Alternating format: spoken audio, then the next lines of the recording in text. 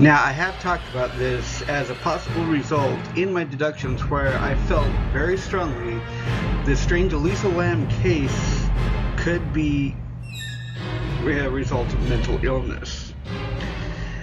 I know it's not something that people like to hear, but it's a possibility that needs to be explored.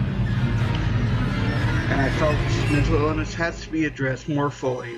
It's a trend, even though I've tried to get more understanding out of it, to basically pretend that it doesn't exist. But what can really be understood about mental illness? What sort of things do people seem to automatically go to when hearing someone is clinically depressed, bipolar, and a whole bunch of others? What kinds of things can really be more believing as the understanding dawns?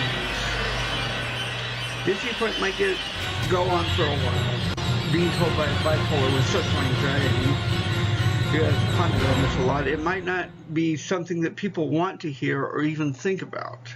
Still, it needs to be out there. So pat the room you're in, sit back, relax, and let's get started.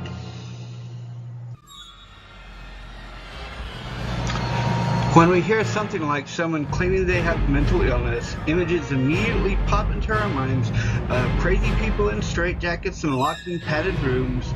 We imagine someone going into a surgical situation where they do a lobotomy, or we try to make it sound like we understand them. It's like we want to either present a sympathetic ear or to try and brush it off, but it's something that we need a breakthrough on. It is something that needs to be thought of more carefully. And as usual, I'm going to put in some analogies. When the bubonic plague hit Europe, instead of really trying to understand, they thought it was punishment from God that had been sent directly from the devil. As a result, a lot of cats, already prejudiced as familiars of Satan, were killed, yet that was the best way to stop it, since it was spread by fleas on rats, or perhaps AIDS. The minute it got into the public spotlight, there was already a prejudice set up, ready to go.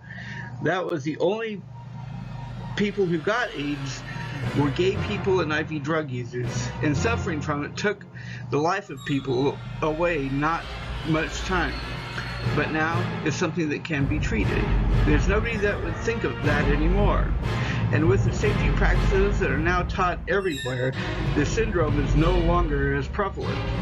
But when it comes to mental illness, there's a litany of things that many people say that is, frankly, ridiculous and insulting. I can tell you a few that my own family tried on me. You know, if you pray about it, you won't be mentally ill as a favorite. I've had a few who thought that being depressed was enough of a connection to really understanding it, or some that actually told me it wasn't real.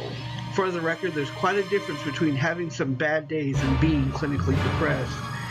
And while it may be a bit of a stretch to say that many deserve to be locked up, it should be understood that the right combination of medications, as well as some talk therapy and some support, make it possible for those who have these things, these illnesses, to live a better, normal life. Centuries ago, it was thought that people who exhibited signs of mental illness needed to be put away in an asylum. It was thought that the only humane thing to do. It was about a century previous where some doctor thought of a good idea to try and separate the sick parts of the brain from the rest. This procedure, called lobotomy, would, it appeared, cure the sufferer, but also leave them empty and unable to do things that could bring them joy. Someone thought using an electrical charge would burn the illness out. Now, before you go thinking how different this is from the physical illness, I would remind you that those illnesses came from the belief that someone needed to be bled out via leeches, to isolating plague victims in their own private hellhole, to hacking off badly damaged limbs until we get to today. It was thought that being a diabetic meant certain early death until someone figured out pig insulin could be used to replace the insulin not being produced of the certain types of medication to make the cells more capable of absorbing energy. And then we reach today where someone unsatisfied with their looks can go and get an elective surgery done, where it's becoming more and more likely that cybernetic replacements can be implanted to replace the damaged organ sooner or later. It's also more than likely they could find something to stop. So you never really can tell these days if someone is mentally ill if they have the help. It's not something as obvious as a prosthetic limb or a hearing aid, and it's not something that can easily be seen. And this is why it's not often a person will get admitted to a psychiatric hospital. But it still happens when they are unable to control themselves. But if someone were to have, say, an appendix explode, they can get themselves admitted to a hospital as soon as possible. It's the same with mental illness. So can there be something positive with something so devastating? I could definitely say that as a bipolar, I have days where it feels like I can accomplish anything, like there's nothing I am incapable of doing. That energy sticks with me, and it may be more than just a way to get things done. But then there's the intelligence and the creativity. I am by no means only average. I have, mentally putting it, a great capacity for gaining and understanding tasks very quickly. And when it comes to the concept of math, I can work things and usually just in my head. I'm just that good at it. And I developed entire universes in my writings, universes that keep things interesting.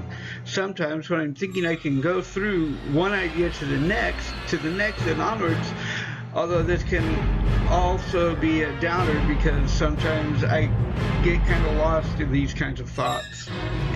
And sometimes, just sometimes, I think of something I find funny, like plays on words, if you couldn't tell, strange connections, and even adaptations to environments.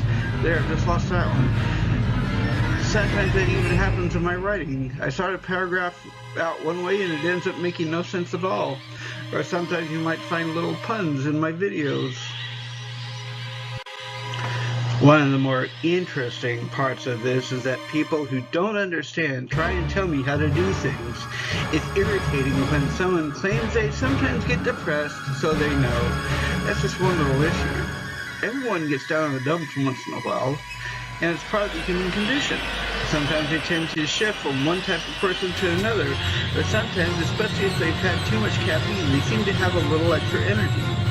But for those with actual mental illnesses, the depression is much more of a constant state of nothingness, a state where it feels like it's just too much. Let me illustrate. It's fairly easy to learn how to play Twinkle Twinkle Little Star on the piano, but learning that simple little ditty doesn't mean you can play at Carnegie Hall.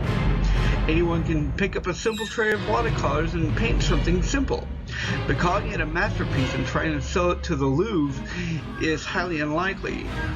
But there are two more things that need to be discussed briefly. It's also not something I'm comfortable with, so you might want to be careful. I'm only going over them very briefly. The least uncomfortable is that we do tend to get irritated, frustrated, and stressed out easily. It's something that leads up to a temper that can rage out of control. It can either be something where, for example, I'd explode with anger at the slightest provocation, or if it's a feed on anxiety, I would fall into a full-on panic attack. The other is that, in many cases, mentally ill people often turn to addiction to satisfy an urge that they have. Sometimes the addiction is something common, something that can change the brain chemistry, but sometimes it's not so cheery. Many times it's something destructive. It is interesting how many people we have that can have an impact on our society that have mental illnesses. It's generally believed that some of the greatest composers, painters, and actors actually have one of these illnesses. Even certain politicians do, but I'm not going there. There is one kind that stands out, though, one who tragically, like 20% of all cases of his illness, took his own life. Mr. Robin Williams. Since a tragedy where he believed he had reached as far as he could, I've listened carefully and watched, and it's pretty clear to me that he was bipolar. You probably saw it, those times when it seemed like he would jump from character to character, where he'd do completely off-the-wall things that seem totally bizarre, or he'd take something to extremes, making jokes that could range from one subject to another without any apparent segue. Then there were those introspective, somber moments when it would seem like he was more serious than usual. For those who know bipolar and understand it, there is no doubt. Take Mork and Mindy. In the first season, he was pretty manic about it. Second season, not so much. Mental illness isn't anything to be scoffed at or ignored. It exists. It's not like it used to be, though. We aren't confined to dungeons or forced to wear straitjackets. We can seek help and still be able to be a contributing member of society. Sure, sometimes, especially for me, the anxiety that accompanies a bipolar can make me want to run. I don't do well in large crowds, nor am I comfortable with people I don't know. But even though I might just sit in a corner next to the wall, not talking to anyone, it doesn't mean I'm antisocial. It means I'm not ready yet. And in some others, it's the same way. Don't expect them to just jump at the chance. Just give us time. We can make it. So that's it. I hope I've given you a little bit of an understanding on this topic. And I hope you do some research on your own. We are out there. Those of us who have these stigmas. And we have a desire to be and to do good. So if this got you to thinking, like, comment, and subscribe for further updates. And I'll see you all next time.